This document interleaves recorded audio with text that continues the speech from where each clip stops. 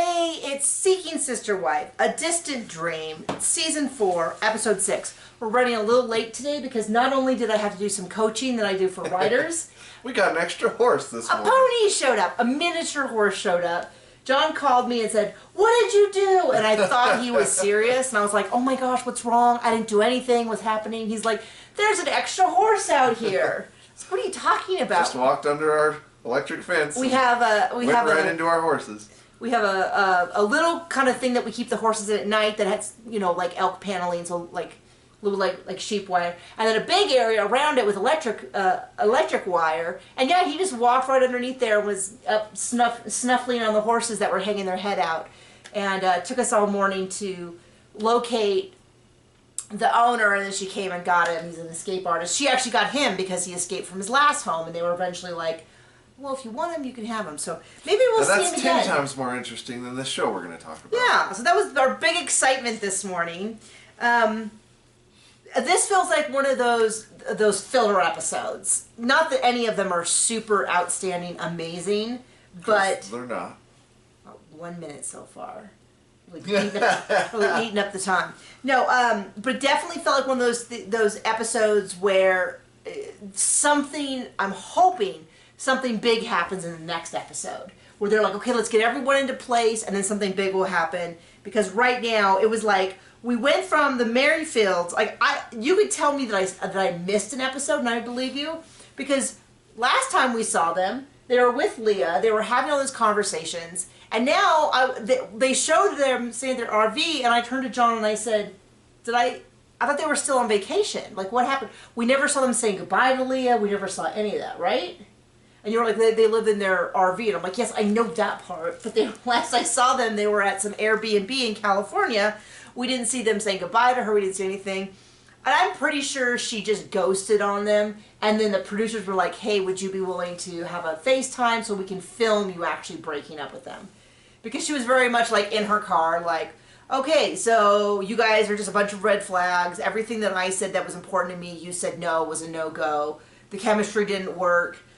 You're freaky blankety blanker, like all of that. Like, she didn't say that last part, but I would have added that part, because it seems like she was like, somebody said they thought, and I kind of believe this, that because Roberta is like not on this show basically this season, that they hired an actress. I don't know that they care enough to hire anyone, but it's not like I'm so convinced this is someone who is genuinely into them.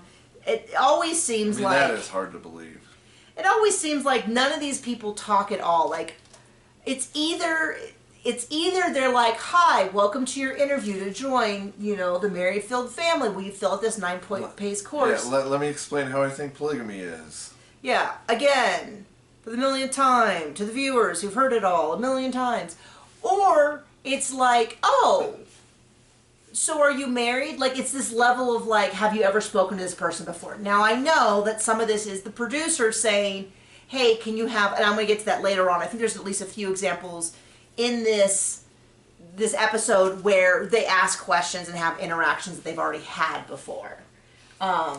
Because the producer said, you know, could you actually explain this or have this conversation or ask them? So we, you know, otherwise it wouldn't be a show. It would just be like a blog post. So I get that, but... so anyway, they're back at their RV. They're packing up to move into their house. It is a big house. I mean, maybe that's why she... Because I turned to John and I said, I don't understand why she is still with this guy. He is the weirdest. Even being the father of her children. He doesn't seem that interesting. And I told John, I said, if you suddenly got to be like him, I don't know that I would find... Like, if you were acting like him, I don't think I'd find you all that attractive anymore either. No kidding. Anyway, so Leah's out. We don't even get any, she's just gone. And then they're like, oh, by the way, she's just not interested. It's like, well, yeah.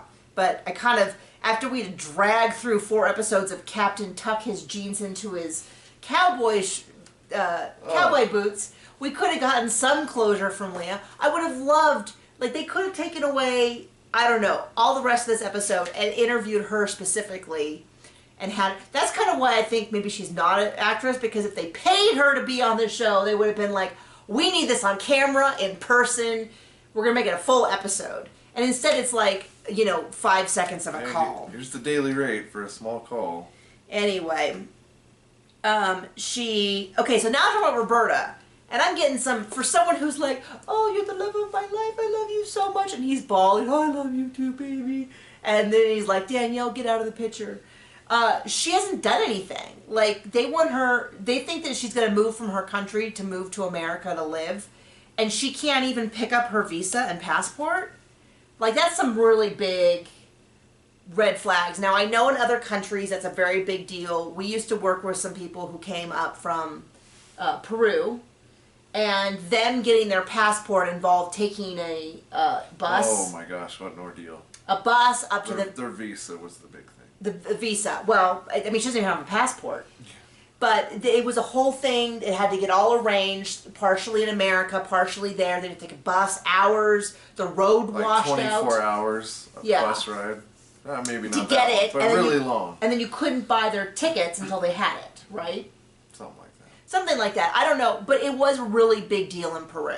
I don't know what it is like for her, so I will give her some like grace that this is probably not as simple as like me going to the post office to submit my passport to get it renewed, which is what we did a couple years ago, in case anyone wants to invite us on an international trip.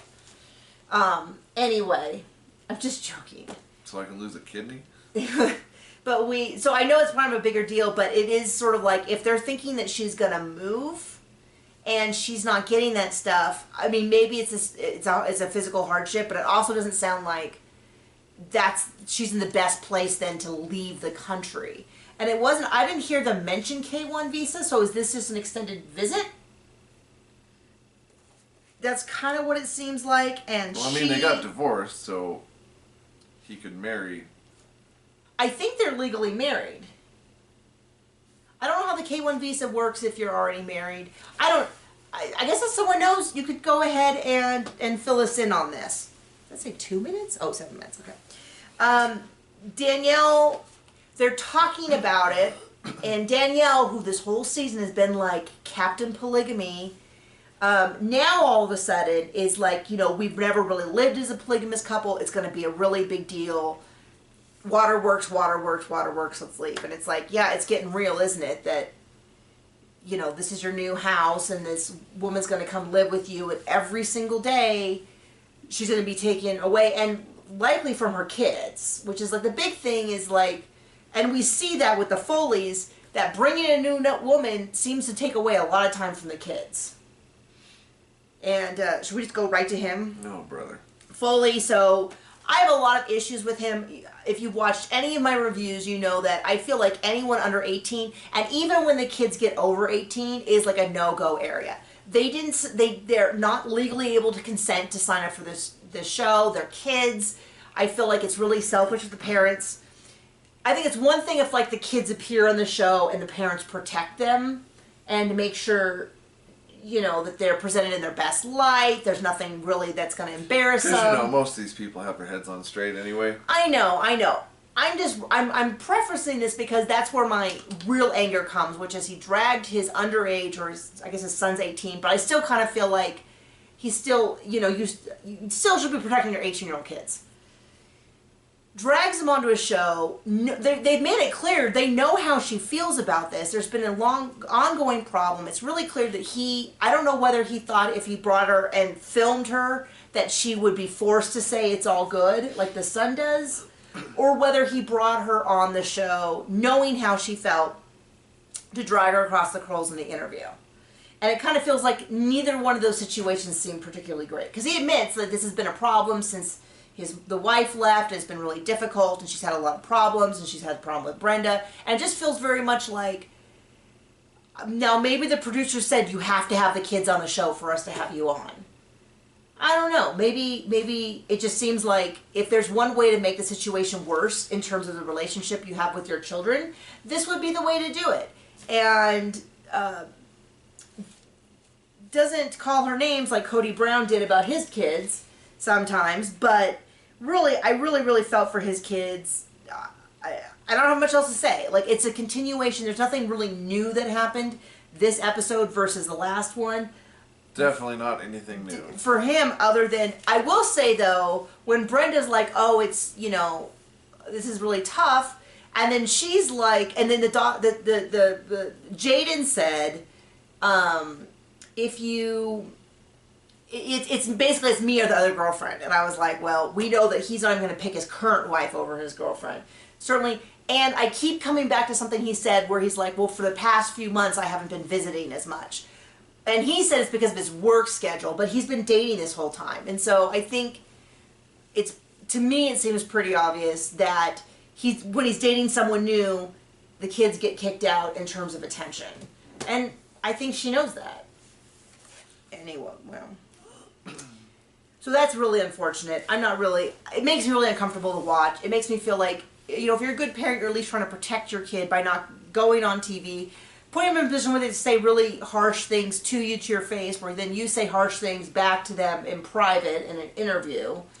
And I think Brenda should be super worried because I think he is very ready to, anyone who doesn't agree with his lifestyle, get out. And she's even saying, I understand, you know, she was saying, you know, I'm feeling left out by the new one, April. I'm not feeling included. And he's kind of like, them's the breaks. Well, the people on the show are not good parents.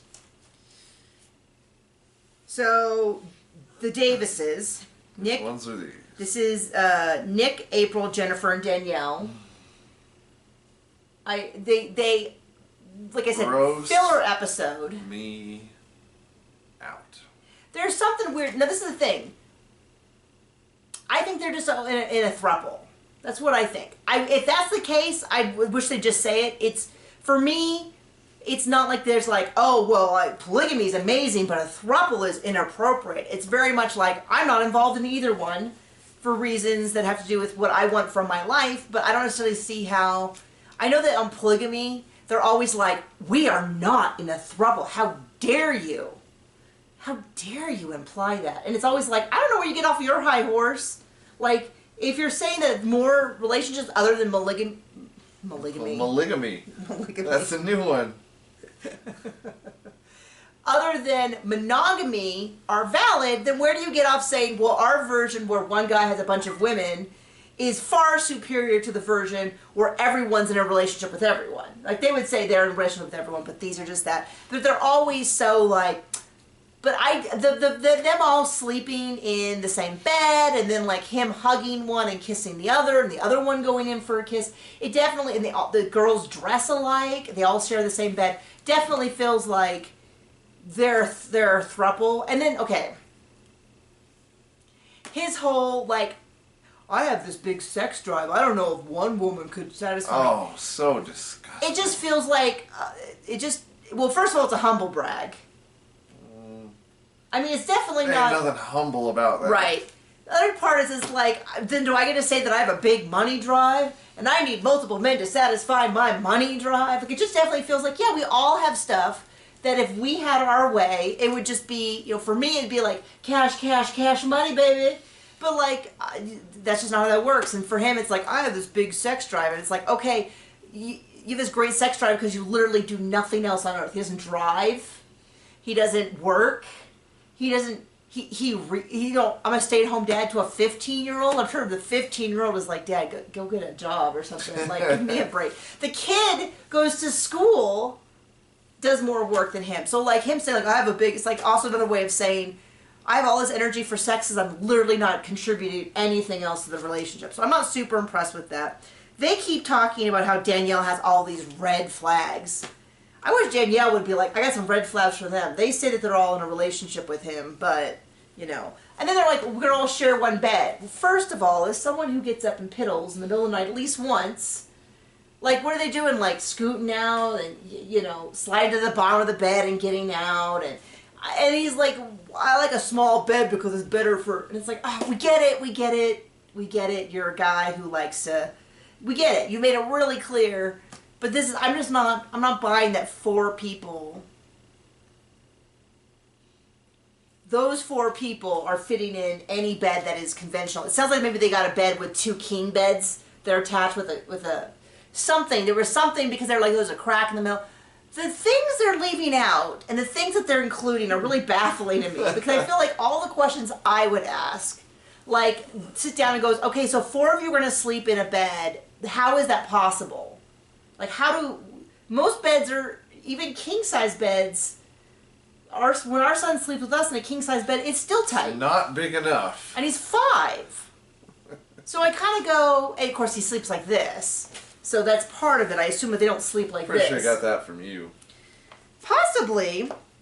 But they need to get me in there to be asking some questions. So I'm gonna be like, here's a whiteboard. Can you guys diagram where you think the 4th person's gonna be? What happens in the middle of the night if someone gets hot or cold or needs to go to the bathroom? Do they wake everyone up? Like I have a lot of questions. Well, with his sex drive, they probably don't get much sleep. That's true. And so she's going on and on and on about, they're playing a drinking game, which is always the best way to get the most honest answer from someone. I lost where I was at. And then everything they say is a big red flag. First of all, she's 22. If you wanted someone who had a lot of experience with long-term serious relationships, you don't get a 22-year-old. And then also, have you ever been close to marrying someone? She's 22.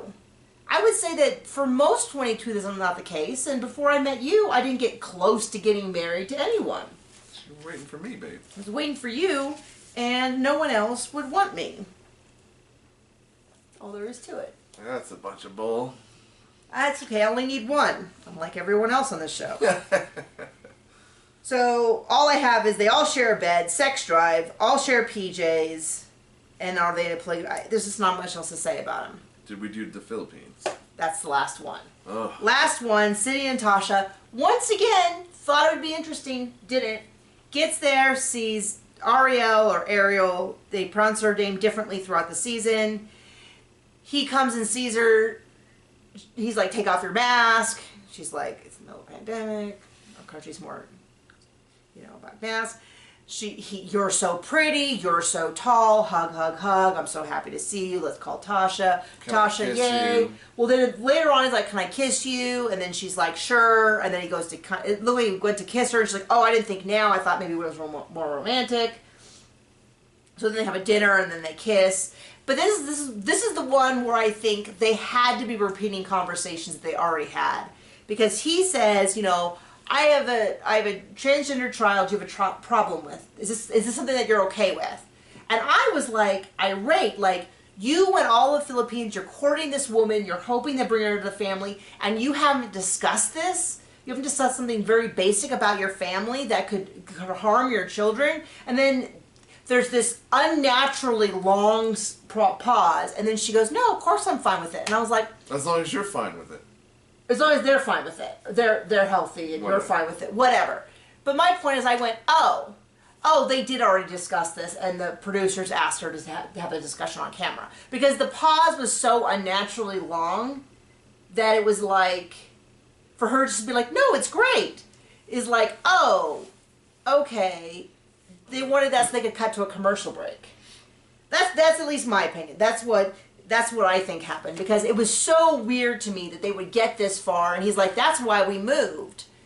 It just is such a big part of their life, and it's like, I was all ready to be like, this is not, of course, I do also feel like, I hope they checked with their child that it was okay for them to have this discussion on TV, because it does seem like, once again, a very private thing, a very personal thing, that the person it's about should be in charge of discussing how and when they want. So it's kind of those things where I kind of go, well, I hope there's at least a big discussion ahead of time so that the child knows that this is going to be on national TV, and this is, and it being handled in a way that they were comfortable with, and not something that mom and dad are doing to cash in, which is kind of hard to say when it's a reality TV show. But I just felt like, and then they do kiss in front of the sunset, and she, grabs his face and brings him in, and so we're supposed to be really, they've really hit it off. They again have the conversation, which is appropriate that they have it again. Do you want to share the room with me? Or, am I going to stay here? Well, do you want to stay here? I'd like you to stay here, but only if you're comfortable. Yes, I'd like to stay here. Like, that's very, very natural. Now, admittedly, all of this is awkward and uncomfortable. And even next week, we get to watch him say that. Yeah. Yeah. And it'll probably be nothing like what we think it is. Like, it'll be like, oh, this chair's really uncomfortable. Because they always show these really great clips of what's coming up. Where someone, and this is why I'm so mad about Leah, was because if we could have gotten a great, honest conversation, that would have been it. And instead, we got like a 4 seconds of a FaceTime. When what I wanted was an interview, maybe 45-minute interview with her about all the things that she thinks is weird about him. Yeah. And how he's kind of a bad kisser. And he's not, doesn't really have that much money. And she wouldn't want to be popping out babies with him. And, can't be away from the family. And who wants to be away from this family of weirdos? That's what I wanted. But we didn't get that. Nope. So we will see you next week. Bye.